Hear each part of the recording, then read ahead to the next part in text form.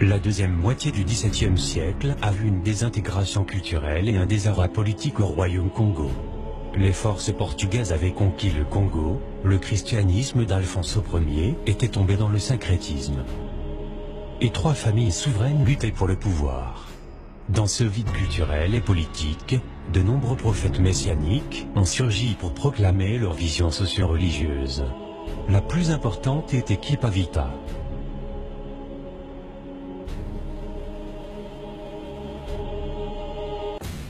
Elle grandit à une époque où la guerre civile fait rage entre différentes factions au sein du royaume Congo, affaiblie par des conflits incessants avec le Portugal et certains peuples voisins. Issue d'une famille de la noblesse Congo, Kipavita est baptisée à une date inconnue, peut-être par un prêtre métis originaire d'Angola, Luis de Mendonça. À l'époque, une grande partie de la population du royaume du Congo est catholique, l'évangélisation ayant commencé dès la fin du XVe siècle, avec le baptême de Nzibenkougou sous le nom de Jean Ier.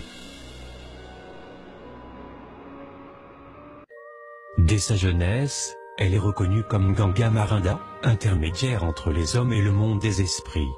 Elle est initiée au sein de la société secrète, dite Kimpazi. La société Kimpazi avait pour mission de délivrer les gens des forces du mal à travers des cérémonies d'exorcisme.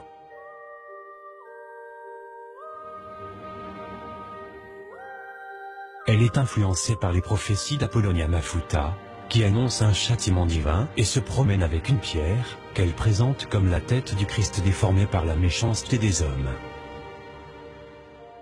Kipavita avait pour habitude d'effectuer des retraites spirituelles ou menanga dans la nature, et commença à prêcher sur le mont Kibangu, la montagne sacrée. Selon Kipavita, le Congo est la Terre Sainte, les pères de l'Église sont en réalité des Africains. Selon elle, l'histoire de l'Église est une histoire africaine, c'est la une réalité. histoire Congo. Saint Antoine est apparu devant moi et m'a dit: Je suis Saint Antoine, j'ai été envoyé par Dieu pour apporter son enseignement au Congo. J'ai longtemps essayé de venir en aide à ce peuple, allant de province en province. J'ai d'abord été à Nzoto, mais ils ne m'ont pas bien reçu. Ensuite je suis allé à Soyo, ils ont voulu me battre. J'ai fui et je suis arrivé à Boula, la même chose m'est arrivée. Actuellement, j'essaie ici à Kibangu et je t'ai choisi ensuite. Nous sommes un grand peuple, le peuple de Nzembe. Ne l'oubliez jamais. Kipavita était toujours entouré d'une grande foule. Le père Bernardo da Gallo avait fini par compter et reconnaître 80 000 conversions par Kipavita. Même Donna Maria Hippolyta, l'épouse du roi Pedro IV, s'était aussi ralliée à la nouvelle religion du bouddhisme Mama Kipavita. Elle commença par prêcher sur le mont Kibangu, la montagne sacrée, et osa ensuite se présenter en personne au palais royal pour demander au roi Pedro IV de se joindre à elle pour pouvoir prier le vrai Jésus afin de restaurer le royaume alors saccagé par la guerre. Nous aussi nous avons des saints au Congo. Les Blancs ont blanchi Dieu pour leur profit, mais un nouveau royaume va naître et il faudra reconstruire la ville et relever les maisons.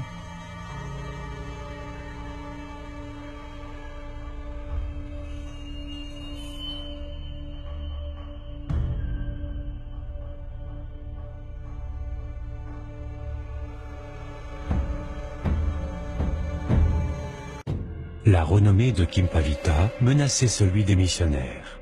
Elle était devenue une menace considérable, qui risquait de conduire à la chute de l'Église, à la défaite de la théologie chrétienne, et donc à la perte de contrôle du royaume par les missionnaires. Il fallait trouver une astuce pour l'éliminer. Pour la jeune femme, les capucins étaient des sorciers. Elle les surnommait Ndoki, Nkadi Mpebe.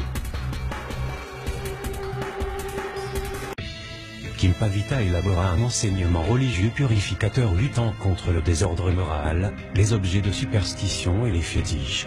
Elle prêcha autour d'elle la formation d'une société basée sur l'amour et le respect. Et mit en place une église, disposant de messagers consacrés entièrement à son service, qui portait sa parole de village en village dans chaque province du royaume Congo, et faisait de ses disciples, les Antoniens.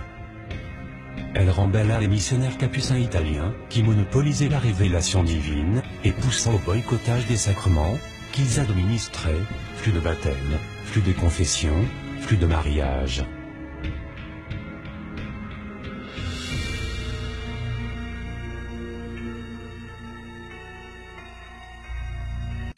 Mais petit à petit le roi Pedro IV devint craintif à l'égard de cette sainte et de la population, qui souhaitait garder leur indépendance, et décida de se retrancher dans le camp des puissances coloniales. Déçu par ce revirement de situation, Kimpavita ramena Joao II, le second prétendant au trône Congo dans la capitale, et le pire ennemi du roi destitué Pedro IV, que la population voulut sacrer roi sous la condition que la tutelle coloniale soit rejetée et que le Congo redevienne seul maître de son destin. Voyant son influence gagner du terrain, et étant devenu une menace sérieuse contre le règne colonial établi, les missionnaires capucins firent alliance avec le roi destitué Pedro IV, pour arrêter et dénoncer une pseudo-imposture de la Sainte Vierge du Congo. Très vite la rébellion coloniale rassembla assez d'hommes pour reprendre la capitale aux mains des dissidents. Les Congolais arrêtés furent emprisonnés. Quant à Kimpavita, elle fut retrouvée en pleine brousse en train d'allaiter un bébé qui pleurait, son fils qu'elle avait eu de son garde du corps. Le conseil royal sous la présidence de Don Bernardo, le grand juge, assisté du secrétaire royal Miguel de Castro, prononcera la sentence de mort contre Kimpavita pour hérésie, crime de nature religieuse et mensonge, après un procès monté de toutes pièces par les capucins. Elle fut conduite sur un grand bûcher et fut exécutée le 2 juillet 1706. Mais un autre miracle se produisit, à l'endroit où elle fut brûlée, on vit apparaître une grande étoile. Des rumeurs circulaient et annonçaient que Kimpavita devait se réincarner quelque part au Congo. Et d'ailleurs, quelques jours après son exécution, quelqu'un avait dit que l'on avait aperçu Kimpavita dans la région du Baza-Congo.